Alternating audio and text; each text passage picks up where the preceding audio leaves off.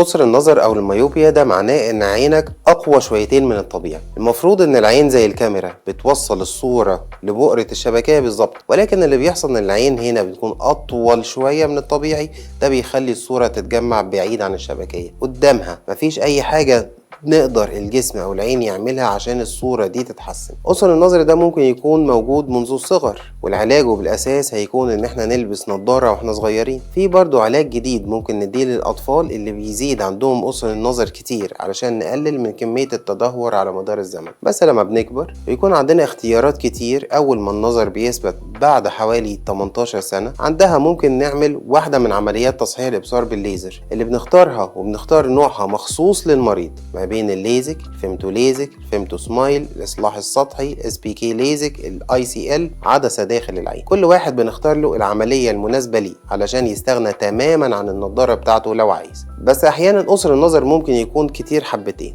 ما ينفعش يتصلح بالليزر. لسه بيكون عندنا حلول ان احنا نصلح النظر، نعمل زرع عدسة ICL داخل العين. دي عدسة رفيعة جدا ما بتبانش، بتتحط جوه العين ورا القزحية وقدام عدسة العين مع حمايتها، بتدي رؤية ليك هتكون رائعة.